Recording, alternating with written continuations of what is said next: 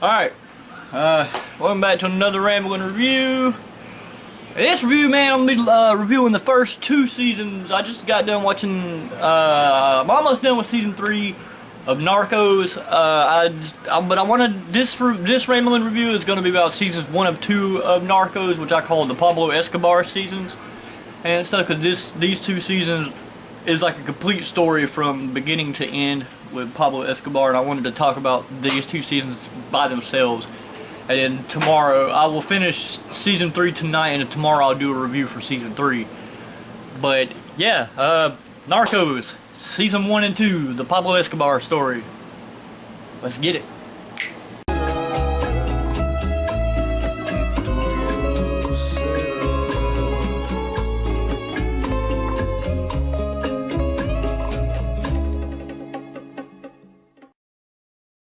Alright. Yeah, sorry I've been posting a lot, man. I just been life, and I don't know, I just haven't really been feeling the whole YouTube thing lately, man, but I decided I'd get back into it and stuff. But yeah, this random review, man, I just got done watching, I'm like 2 episodes away from the end of season 3 of Narcos. But in this video I want to talk about, like I said in the beginning, I want to talk about Narcos season 1 and 2. This is one of them shows I had no desire to watch originally, although I thought it was going to be really good, and I like crime dramas and stuff, and I thought this show was going to be really good anyway. But I don't know, it was just other stuff to watch. I never, and then one night I just decided, you know what, I'm gonna watch the first episode and see how it is. Days later, I'm done on fucking episode. I'm on the last 2 episodes of season 3. This show is really good. And it's kind of one of those things where you find a show and then it's like you kind of kick yourself for not watching it sooner and stuff, like not discovering it sooner, or watching it, or knowing about it, not watching it sooner and stuff, man. It's like one of those kind of shows. This show is amazing.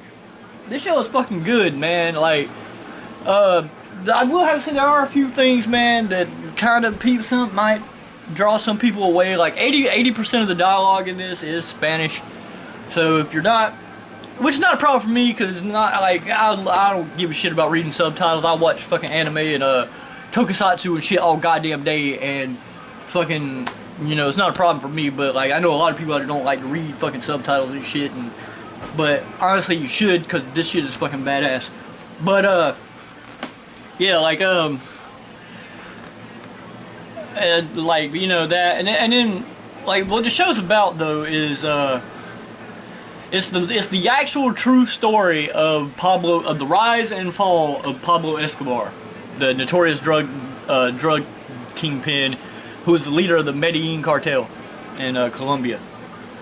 And I think that's the show's strength, and I think one of its weaknesses comes from the fact that it's so tethered to what happened in reality and stuff with Escobar and stuff, man, because I think season 1 covers the first 10 years of the Medellin cartel's reign. It starts off whenever he first gets into selling cocaine, and then the end of the season is whenever he escapes from La Catedral, the prison that he built for himself. Pablo is a fucking gangster though, dude. Goddamn. We'll talk about him in a minute, man, because he's fucking one of the, like, the guy that plays him, and that character is like one of the it's like the best thing about that show. But yeah, it starts, and I think it's like a 10-year period between those two events, and then season 2 is like 2 months maybe. The whole like the search and the death of Pablo through like the end of his life and stuff. And but I think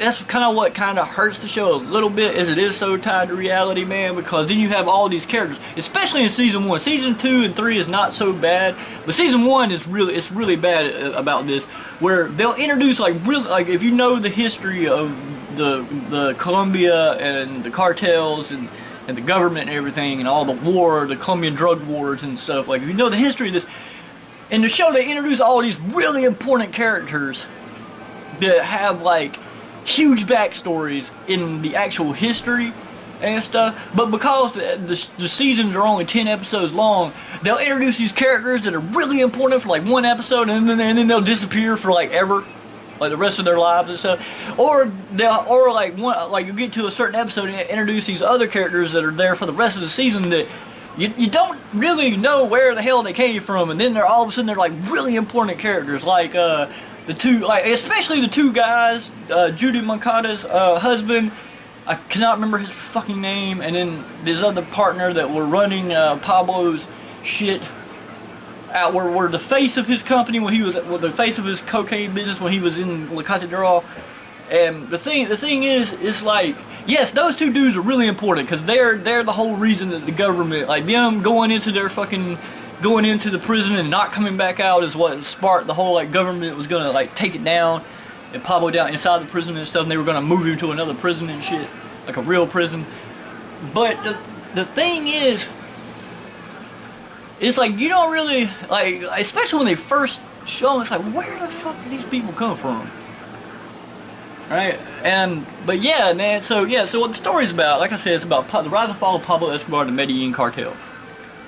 And through this, we look at all these events through the eyes of DEA agent Steve Murphy, who was played by the guy that played the main villain in the Wolverine movie, Logan, with the metal hand. Like, I cannot remember his name, but that's Murphy, and his partner, motherfucking Ober Martell from Game of Thrones, baby.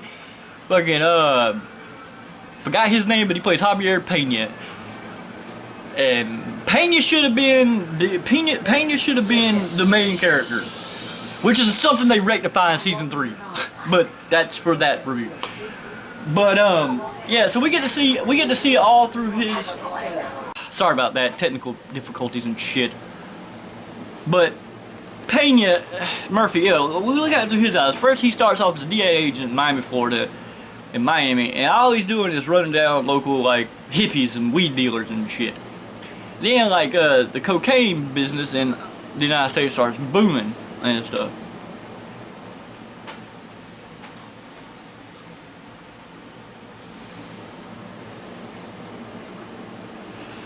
And then he wants to go to Colombia after his partner in Miami gets killed. He wants to go to Colombia, and that's when he gets partnered with Pena. And then you get to see how the depths of how corrupt the Colombian government is and stuff, right? And on the other end of this equation, you have Pablo Escobar, played by, I forgot his name, but this dude is amazing as Pablo Escobar. Like, wow, this dude is freaking amazing. Like, super duper amazing. And he kills it as this guy. Like, but I have a couple of friends that are from Colombia, and I was talking to them about this show, and they said the thing that they don't like about it, and it's because they were around during, when their parents were around during the whole Escobar days and stuff. And like they were kids during the whole Escobar thing, and then their parents were alive during. I was talking to them about the show, and they said the one thing that they didn't like about it is the show, especially in season 1, they said the show kind of glamorizes Escobar more than he should be and stuff, like, and I'm like, I don't know, because, you know, I wasn't there and stuff, and they were like, no, it's a good show, it's just like, that dude was way, like, it wasn't as glamorous as they were trying to portray him on TV. I don't know, it was weird. It's a weird conversation with, especially with my friend's dad, about the whole thing, because he was there during like the height of the Medellin cartel and stuff, and he was like telling me all kind of crazy shit that was going on and stuff like that they didn't show in the TV show and stuff, man. But yeah, but Pablo starts off as a man of the people. He, you know, even though he's a drug dealer and he's running all this money, Pablo starts off as a man of the people. He's building houses and whole goddamn communities and shit. And he's got like soccer teams, and he's giving money to the poor. He's basically like they call him the Robin Hood of Colombia, and Medellin or Colombia or whatever. And then he starts running for Congress, and for Colombian Congress, and he gets elected to Congress. But see, earlier in the season, he had went and took a picture. He went and got himself arrested, and he had his picture took at the police station just as a sign of, fuck you, I can come do this, and then shit you're gonna do about it. Well, that picture comes back to haunt his ass later, in a huge way, and stuff. But I'll get to that about the picture because they also show like the actual, like when they show the picture, they show the actual picture of Pablo that Escobar took of what happened. They show the actual picture, but I'll get to that later and stuff about that because that plays into another thing that's kind of the show does really good, but it's also kind of weird at the same time. But yeah, so Pablo, like, you know, and in that picture when the Minister of Justice is like, no, he's a drug dealer, I have proof, and he's like, he's never been to jail before, but then he shows the picture that he took and stuff, right? So like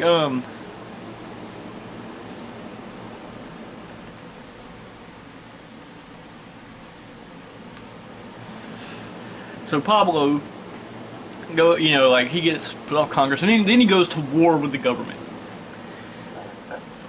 And let me tell you, it's not like this is like some guerrilla fucking, like, civil war. Like, this is like some war shit. Not like fucking just some street gangs fighting in the fucking streets against the police. No, this is like full-scale fucking war. One of my favorite characters in the show, man, is Colonel Carrillo. I cannot say that fucker's name, but Carrillo. Fuck, I can't say his name. It's the Colonel dude that runs Search Block, the original guy that runs Search Block, who actually is based off General Martinez, who actually comes in there at the end of season 1. No, he comes in the middle of season 2 to replace that guy, and but he's actually like Carrillo is the TV, supposed to be originally he was the TV version of Martinez in real life, but then they actually made Martinez his own character in season 2 and some of season 3. But yeah, like as far as the other characters go, like, but Pablo is fully realized, man. So the whole first season is his battle and on the run from the government, and finally after multiple attacks of car bombs and shit, he decides to, you know, he makes his choice to deal with the government. And another great character too, man, is the guy who becomes president after Escobar and the Medellin cartel killed Galen that was running, and then the Gaviria that becomes the president of Colombia later. He's a really great character too. I love that guy. Because you could tell he was just, you could tell like the emotions he was going through, man, having to deal with Escobar and all this shit.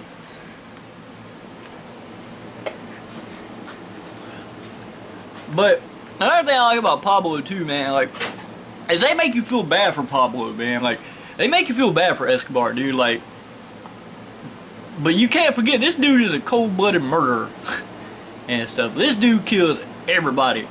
But they make you feel bad for him, man, because at the end of the day, all Escobar wanted was just to, you know, sell some blow and hang out with his family. But the government just wasn't letting that happen. Well, not really the Colombian government. It was more like our government. Americans, the DEA, they was not having the DEA and the CIA were not having it and stuff. So, you know, like, because at one time, and this is like a real life statistic, man, like the Medellin cartel was responsible for 80% of the cocaine, 80% of cocaine in the United States during their heyday. Like these motherfuckers were on like Forbes magazines, like Escobar was like the 7th richest person in the world at the time and stuff. But you know, and then I like how you get to see, really he just wants to be with his family, and he wants to sell some blow, be with his family, not be fucking bothered and stuff. And he's a real big family man. You get to see everything from his wife Tata and his son Juan Pablo, and I forgot his little girl's name, and his mama and stuff, man. You get to see all, like, everything that happens, you know, through, you know, you get to see how it affects them and how it affects the government, how it affects the police and stuff, man. And it's such a great show. And and then the action scenes are top notch, and it is bloody, and it is violent and stuff, like it should be, because that was a bloody time in American history. Not American history, but world history. That was a bloody time in world history. And whoa, shit. But yeah, season 1 ends with him escaping La Catedral, and then season 2 is basically just him on the run the whole time. And you know, he goes to war again with the government and stuff, and then it all cuts out at the end of the season. It's just him and his driver, LeBron, and stuff. And like I said, man, everybody in the show kills it, dude, and stuff. But one thing that is it's really cool, because I'm a huge history buff, and it's cool that they kept this in, but it's also kind of weird that when they use it sometimes, because it's cool that they have the actual, like, because a lot of times when you hear Murphy and then Pena later on in season 3 when they do their, because a lot of the exposition is done by voice narration. Season 1 and 2 is done by Murphy, and season 3 is done by Pena.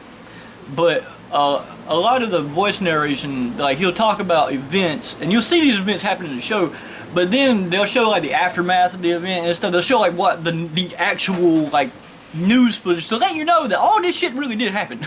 Like everything we're watching in the show actually did happen for real and stuff. And they'd have it down where the actors were wearing like the same clothes and mostly the same clothes and stuff and everything down to like a T, dude. And it was crazy. It was fucking crazy.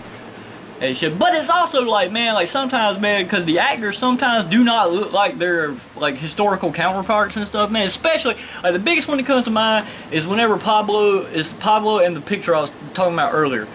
Like when Pablo takes his picture and then they show the picture, the actual picture that was taken, man, it's like Pablo in the show. Pablo looks like he does later in life through the whole thing, right?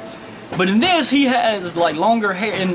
But in the real picture, he has like longer hair and he has no mustache, no porn mustache, 80s porn mustache or 70s porn mustache that he has, you know, later in life and through the rest of the show. And so, and it's almost like the show is kind of it's almost like the parts you see with the actors is like a reenactment almost, even though you're not supposed to watch it like that. It's supposed to like, this is what happened. But it's almost like a reenactment. It's weird. I don't know. It's weird. But as far as the DA agents, Murphy and Pena, a lot of people, they say Murphy is bland. Like I've read a lot of reviews and stuff talking about Murphy's a bland character. He really don't, you know, he's not interesting and stuff. Actually, I think he was really interesting. I just think Pena would have been a better choice for main character, which is kind of why you can see him doing that in season 3. But yeah, like Javier Pena, he's way more charismatic. He has a more interesting background and stuff. But yeah, man. Yeah, that's all. Yeah, season 1 and 2 of Narcos. If you haven't seen it on Netflix, I seriously highly suggest you go check it out. It's fucking amazing, man. And there's so much more shit, dude, that I just haven't been able to talk about because honestly, it's been a couple days since I watched those seasons. But yeah, man, this show is fucking amazing. Tomorrow I'll be doing my season 3 review because season 3 actually shifts the focus away because Escobar is now dead. It shifts the focus away to the people that took over after he died for the Cali cartel, which they're introduced through one of my favorite, who's became one of my fucking favorite characters in all the goddamn Narcos. This character is a character in he's introduced in, I want to say season 1, but it might be season 2. He's introduced Pacho Herrera. He is one of the 4 godfathers of the Cali cartel. Season 3, this dude is fucking amazing. Like, he is a fucking gangster. But, yeah, and, you know, and then I think the other two brothers, like, Gilberto and Miguel Orluela, I think they were introduced this season, in season 2 also. But, yeah, the Cali cartel, oh, that's one thing, the Cali cartel actually funded, like, these guys, these like communist fighters from the jungles of Colombia joined with the leftovers of the Medellin cartel that were against Pablo, and they the Cali cartel financed, and they're called Los Pepes, the people who were you know, screwed over by Escobar, basically is what the name means.